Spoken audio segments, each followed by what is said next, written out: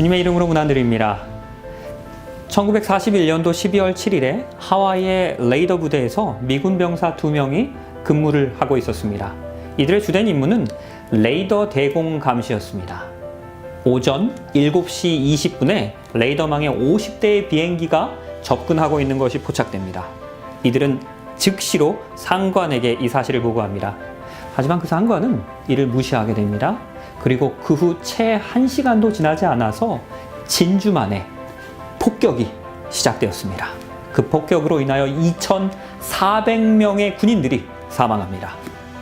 폭격 51분 전 적군이 공격할 것이라는 명백한 징조가 있었음에도 불구하고 이를 무시한 것입니다. 그리고 그 결과는 참혹했습니다. 이 성경은 예수 그리스도의 재림이 가까워왔다는 것을 여러 징조들을 통하여 분명하게 증언하고 있습니다. 예수께서 감람산 위에 앉으셨을 때 제자들이 조용히 와서 이르되 우리에게 이르소서 어느 때에 이러한 일이 있겠사오며 또 주의 임하심과 그 재림과 이 세상의 역사의 끝에는 어떠한 징조가 있겠습니까? 제자들은 예수님의 재림과 이 세상 역사의 마지막을 사실상 동일하게 생각하고 있습니다. 그리고 어떠한 징조가 그때에 있을 것인지를 예수님께 묻고 있는 것입니다. 그리고 예수께서 답하십니다. 그러나 그 날과 그때는 아무도 모르나니 하늘의 천사들도 아들도 모르고 오직 하나님 아버지만 아십니다. 예수님께서는 그 어떠한 사람도 재림의 날짜를 정확하게 알 수는 없다라고 답변하셨습니다. 그러하기에 재림의 날짜를 정하는 것은 성서적이지 못한 것입니다. 이와 동시에 재림의 임박성을 우리에게 알리시기 위하여 성경 예언과 그리고 세상의 징조들을 함께 살피라고 말씀하십니다. 무화과 나무의 비유를 배우라. 그 가지가 연하여지고 그 잎사귀를 내면 여름이 가까운 줄을 아나니 이와 같이 너희도 이 모든 일을 보거든 인자가 가까이 곧 문 앞에 이른 줄을 알라. 나무의 가지가 연하여지면 그 나무에서 곧 잎사귀가 나게 될 것이다 라는 징조입니다. 푸른 잎들이 무성해지는 것은 곧 여름이 오고 있다는 징조입니다. 마찬가지로 예수 그리스도의 재림이 가까웠음을 알리는 이 시대의 징조들을 하나님께서 우리에게 예언을 통하여 보여주셨습니다. 그리고 예수님의 초림에 관한 그 많은 예언들이 있었던 것처럼 그 예수님의 다시 오심에 대해서도 그 재림에 대해서도 분명한 예언의 말씀들이 있는 것입니다. 이 모든 것은 재난의 시작입니다. 여러 재림의 징조에 대해서 말씀하신 후에 그것을 가리켜서 재난의 시작이라고 부르셨습니다. 여기에서 이 재난이라는 단어는 그리스어 오딘입니다. 그리고 문자적으로는 산통을 의미합니다. 즉 예수님께서는 출산으로 재림의 징조를 지금 묘사하고 계시는 것입니다. 산모가 출산할 때가 가까워지면 그 산통의 빈도와 강도가 증가하게 됩니다. 그리고 재림이 가까워질수록 그 징조도 더욱 강하고 빈번하게 발생할 것이라는 예언인 것입니다. 난리와 난리 소문을 듣겠으나 민족이 민족을 나라가 나라를 대적하여 일어납니다. 인류의 역사상 전쟁은 늘 있어 왔습니다. 처음에는 맨손으로 싸웁니다. 후에는 무기를 만들어서 칼과 창으로 더 효과적으로 전쟁합니다. 그리고 21세기에는 폭탄으로 그리고 드론으로 로봇으로 상대를 보지 않고도 죄책감도 없이 그리고 아주 효율적으로 대량으로 살상하며 전쟁하는 것이 가능해진 것입니다. 유엔의 자료에 의하면 이 그래프에서 보시는 바와 같이 2차 세계대전 이후에도 수많은 전쟁과 테러로 인한 사망자 수와 난민의 숫자가 아주 급격하게 증가하고 있습니다. 그 재림의 산통이 증가하고 있는 것입니다. 곳곳에 기근과 지진이 있으리니 미국 지질연구학회에 의하면 집이 무너질 정도의 진도인 6에서 8 사이의 지진은 1600년대 이전에는 100년에 한 번꼴로 발생합니다. 그러나 1600년대가 지나면서 아주 조금씩 증가하게 됩니다. 그리고 21세기에 접어들면서는 그 빈도수가 아주 급격하게 증가하는 것입니다. 그리고 이 지진으로 인한 예수님의 재림이 가까워 왔음을 알리는 그 징조가 더 빈번하게 그리고 더 극렬하게 발생하고 있는 것입니다. 재림의 산통이 점점 더 강해져 가고 있습니다. 또한 전 세계 10억 명 이상의 사람들이 매일 충분한 음식을 먹지 못합니다. 그리고 그 중에 5억 명의 사람들은 만성 영양실조에 시달리고 있습니다. 이 도표에서 보시는 것처럼 굶주려 죽어가는 이들의 수도 계속해서 증가하고 있습니다. 이 기근 역시도 시대의 징조인 것입니다. 우리가 지금 실감하고 있는 이 전염병 역시도 분명한 재림의 징조입니다. 이 CDC의 보고서에서 보시는 것처럼 의학 기술의 발달에도 불구하고 점점 더 많은 질병들로 인하여 이 인류가 시달리고 있는 것입니다. 전염병 역시도 분명한 재림의 산통인 것입니다. 다니엘아 마지막 때까지 이 말을 간수하고 이 글을 봉함하라. 많은 사람이 빨리 왕래하며 그 지식이 더하게 될 것입니다. 영적인 그리고 세속적인 지식은 계속해서 증가하게 될 것입니다. 불과 수십 년 전에만 해도 인터넷이라는 것은 그리고 스마트폰이라는 것은 존재하지도 않았습니다. 물론 유튜브도 없었습니다. 이제는 유튜브를 통해서 이렇게 효과적으로 전 세계에 하나님의 말씀을 전할 수 있는 세상이 된 것입니다. 지식의 증가는 재림의 분명한 징조입니다. 노아의 때와 같이 인자의 임함도 그리할 것입니다. 예수님께서는 재림 직전에 이 세상의 도덕적인 상태가 노아 홍수 이전의 그 상태와 동일할 것이다 라고 말씀하신 것입니다. 그리고 그 노아의 때가 어떠했는지에 대해서는 다음과 같이 이야기합니다. 여호와께서 사람의 죄악이 세상에 가득함과 그의 마음으로 생각하는 그 모든 계획들이 항상 악할 뿐임을 보신 것입니다. 이 사회의 부도덕과 폭력은 통제 불가능한 상태가 되어가고 있습니다.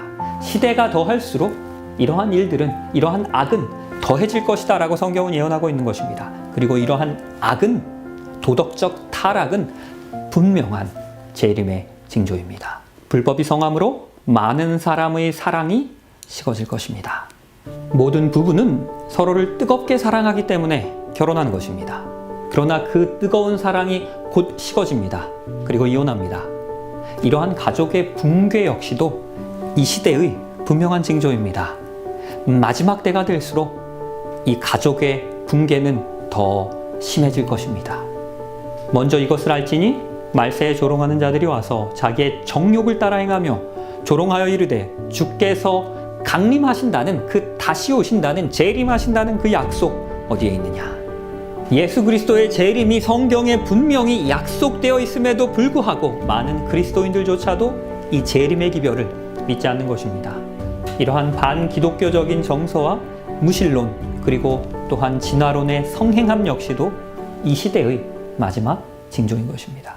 거짓 그리스도들과 거짓 선지자들이 일어나 큰 표적과 기사를 보일 것입니다. 그리고 할 수만 있으면 택하신 자들까지도 미혹할 것입니다. 마태복음 24장에서 예수 그리스도는 거짓 종교에 대하여 무려 4번이나 경고하셨습니다. 이는 교회 안의 징조입니다.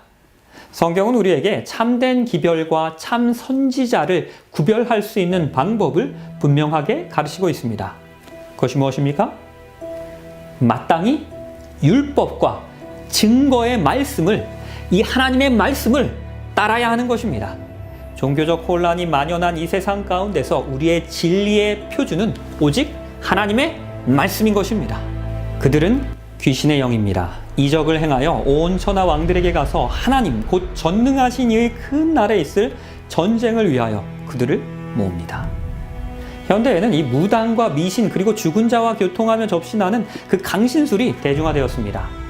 사탄은 그 이적과 초자연적인 일들로 사람들을 미혹할 것입니다. 이 역시도 분명한 재림의 징조입니다. 너는 이것을 알라. 말세에 고통하는 때가 이르러서 사람들이 자기를 사랑하며 경건의 모양은 있으나 경건의 능력은 부인할 것입니다. 바울은 마지막 때에 하나님을 믿는 많은 사람들이 이름뿐인 신앙인이 될 것이다 라고 예언하는 것입니다. 경건의 모양은 있지만 영적인 능력은 상실될 것입니다. 이 천국 복음이 모든 민족에게 증거되기 위하여 온 세상에 전파되리니 그제야 끝이 올 것입니다.